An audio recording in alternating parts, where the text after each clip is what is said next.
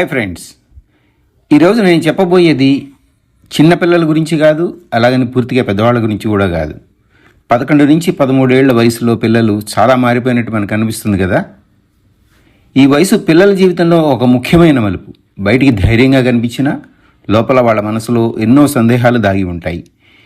ఈ దశలో పేరెంట్స్ పాత్ర వాళ్ళ భవిష్యత్తునే నిర్ణయిస్తుంది. ఈ వయసులో పిల్లల ప్రవర్తన అబ్జర్వ్ చేస్తే ఒకరోజు చాలా మెచ్యూర్డ్గా మాట్లాడతారు, మరుసటి రోజు చిన్నపిల్లల్లాగా కోపం చూపిస్తారు.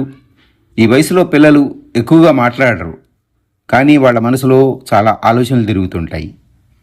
చిన్న విషయానికి కోపం, బాధ, ఫ్రెండ్స్ మాటలకి ఎక్కువ విలువ ఇవ్వటం, పేరెంట్స్ చెప్పేది ఇగ్నోర్ చేస్తున్నట్టు మనకు అనిపిస్తుంది. మొబైల్ స్క్రీన్స్ మీద ఎక్కువ ఆసక్తి చూపిస్తారు. ఇవన్నీ కావాలని చేసే పనులు కాదు, వాళ్ళు ఎదుగుతున్నప్పుడు వచ్చే మార్పులే. పేరెంట్స్గా మనం పిల్లల విషయంలో కొన్ని పొరపాట్లు చేస్తుంటాం.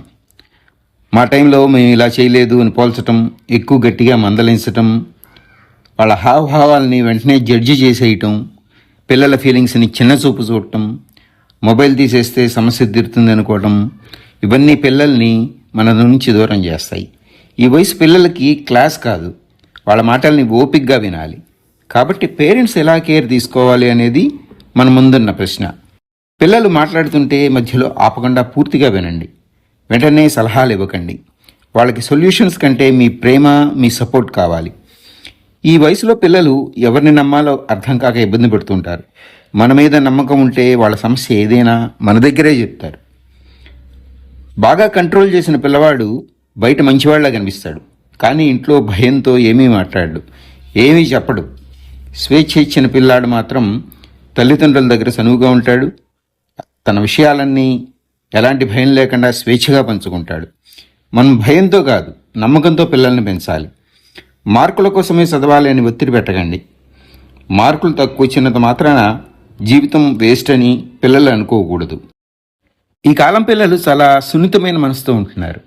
మార్కులు తక్కువగా వస్తే దాన్ని మానసికంగా స్వీకరించలేక డిప్రెషన్కి లోనవుతున్నారు. అందుకే పిల్లలకు మార్కుల కంటే మనం అర్థం చేసుకునే మనసు, మన సపోర్ట్ చాలా అవసరం. చదువు ఎందుకు అవసరమో సింపుల్గా అర్థమయ్యేలా చెప్పండి. అప్పుడు వాళ్ళే ఇష్టంగా చదువుకుంటారు. మొబైల్ ఫోన్ వాడకానికి, టీవీ సీరియల్స్ చూడటానికి, ప్లేగ్రౌండ్లో ఆడుకోవటానికి అన్నిటికీ తగిన సమయం కేటాయించమని పిల్లలకు చెప్పండి. అన్నిటికీ ఒక లిమిట్ ఉండాలి. ఏదైనా అతి అయితే అది ఎలా నష్టం చేస్తుందో వాళ్ళకి అర్థమయ్యేలా చెప్పాలి. ఇలా చేస్తే పిల్లల్లో సెల్ఫ్ డిసిప్లిన్ వస్తుంది. పిల్లలతో మాట్లాడేటప్పుడు నువ్వు ఎందుకు ఇలా చేస్తున్నావు, తప్పు చేసావా అని ప్రశ్నలు వేయకుండా వాళ్ళకి అలా ఎందుకు చేయాలనిపించిందో ముందు తెలుసుకునే ప్రయత్నం చేయండి. వాళ్ళని కంట్రోల్ చేయాలి అనే భావాన్ని కొంచెం పక్కన పెట్టి ప్రేమతో వ్యవహరించండి. ముందుగా మీ కోపాన్ని మీరు కంట్రోల్ చేసుకోండి. తప్పు చేస్తే వెంటనే తిట్టద్దు. ఈ వయసులో పిల్లలు తప్పులు చేయడం చాలా సహజం. పేరెంట్స్గా మనం కూడా వాళ్ళు ఆ తప్పుల్ని మళ్ళీ చేయకుండా వాళ్ళకి అర్థమయ్యేలా చెప్పాలి. పిల్లలకు ప్రైవసీ ఇవ్వండి, కానీ దూరంగా మాత్రం ఉంచొద్దు. వాళ్ళ ప్రవర్తనని, స్నేహితులని, మాట తీరు, చేసే పనుల్ని ఒక కంటితో గమనిస్తూ ఉండాలి. ఇవన్నీ వాళ్ళ మీద అనుమానంతో కాదు, వాళ్ళు దారి తప్పకుండా సరైన మార్గంలో వెళ్ళాలని ఒక పేరెంట్గా మనం చేసే ప్రయత్నం అని పిల్లలకు అర్థమయ్యేలా చేయాలి. అంతేకాదు, పిల్లలు స్క్రీన్ టైంలో ఏం చూస్తున్నారు, ఏ విషయాలను వెతుకుతున్నారు అనే దానిపైన తల్లిదండ్రులు చాలా జాగ్రత్తగా గమనిస్తూ ఉండాలి. కేవలం మొబైల్ ఫోన్ ఇచ్చి వదిలేయకుండా వారి ఇంట్రెస్ట్లు ఏ దిశగా వెళ్తున్నాయో తెలుసుకుంటూ అవసరమైనప్పుడు గైడ్ చేయాలి. అలాగే మొబైల్కు ఎక్కువగా అలవాటు పడితే చదువుపై ఆసక్తి తగ్గడం, కోపం పెరగడం, ఇతరులతో మాట్లాడే నైపుణ్యం తగ్గిపోవటం వంటి దుష్పరిణామాలు కూడా ఉన్నాయని సున్నితంగా చెప్పాలి. పిల్లలు శారీరకంగా, మానసికంగా ఆరోగ్యంగా ఎదగడానికి ఉపయోగపడే ప్రత్యామ్నాయ కార్యకలాపాలను మనం చూపించాలి. అవుట్డోర్ గేమ్స్, పెయింటింగ్, కథల పుస్తకాలు చదవటం, సంగీతం వినటం లేదా నేర్చుకోవటం, కుటుంబ సభ్యులతో కలిసి సమయం గడపటం వంటి అలవాట్లు వారికి మొబైల్కు బదులుగా మంచి ఎంపికలుగా మారతాయి. ఈ వయసులో పిల్లలు మీ మాటల కంటే మీ ప్రవర్తననే ఎక్కువగా గమనిస్తారు. ఎర్లీ టీన్స్ అనేది పిల్లలకే కాదు, పేరెంట్స్కి ఒక పరీక్షే.